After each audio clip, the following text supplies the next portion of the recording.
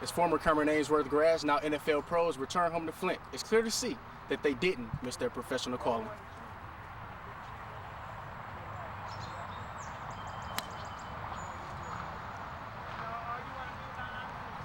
Starting from the lowest of lows with the legendary winless season last year, the Detroit Lions will pick back up action with their first preseason game tomorrow. For Peterson's camp, basketball plays a small role. Helping the children succeed is the highest priority. Entering last season's NCAA tournament, MSU guard Kalen Lucas is the Big Ten Player of the Year. But this season, he has something to prove. I ain't really played as well, this season. So I think as far as me going into the tournament, I just gotta bring it. Gotta bring it every game and just go out there and just compete. Just be aggressive at all times on the floor. While some people may have overlooked Lucas as being one of the best players at his position, to those that know him best, it's never been a question. There's not a question in my mind Kalen Lucas can be as good a point guard as there is in the country. And maybe he hasn't had quite the year that he wanted to or we wanted to, but it's still there. And so I'm excited. Because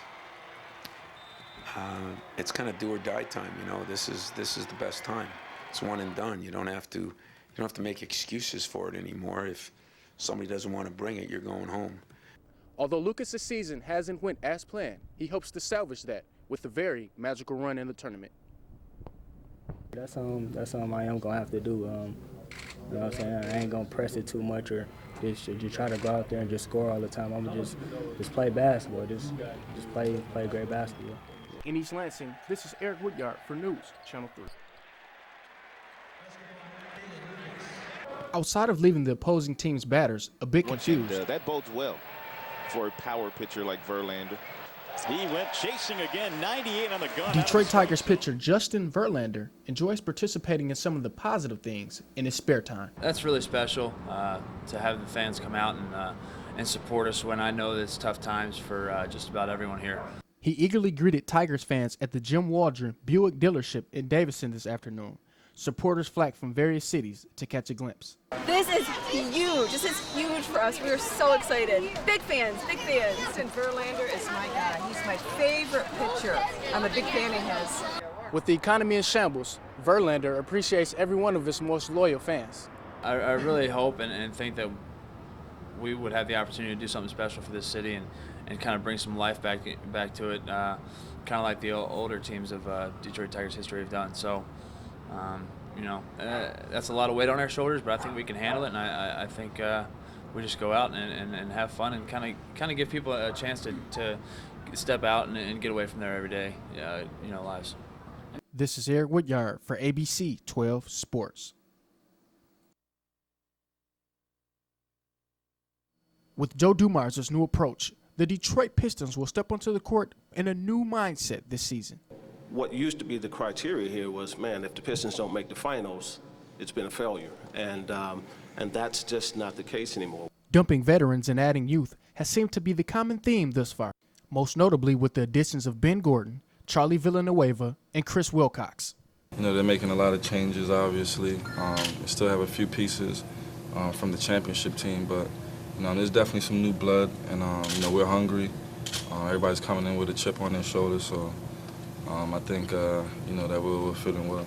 Players will also have to fit in well with new head coach John Kuester, who plans on using a different style than the one used from last year.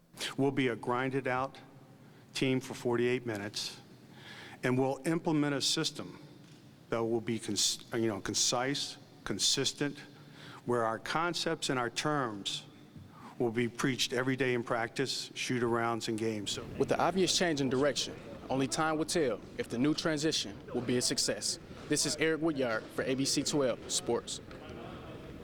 When the Detroit Lions made their first pick of the second round. The 33rd pick in the 2009 NFL Draft, the Detroit Lions select Louis Delmas. Many people questioned this move, but the organization remains confident in their new coworker. Louis Delmas is a guy that, maybe a lot of average fans haven't heard about.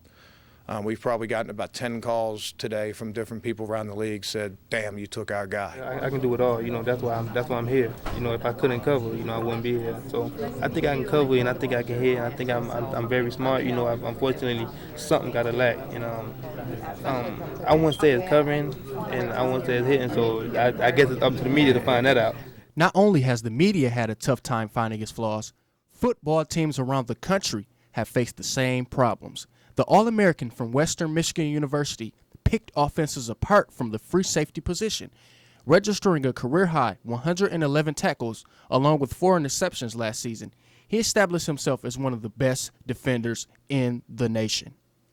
I think if you're a very vicious hitter out there, that covers up for the lack of, covering and, mental mistakes. And, I just go out there, just think of everybody as my enemy, and just try to punish them as much as possible. As Delmas gets accustomed to his new role in Motown, look for him, along with fellow rookies Matthew Stafford and Brandon Pettigrew, to make a big impact this season. This is Eric Woodyard for ABC 12 Sports.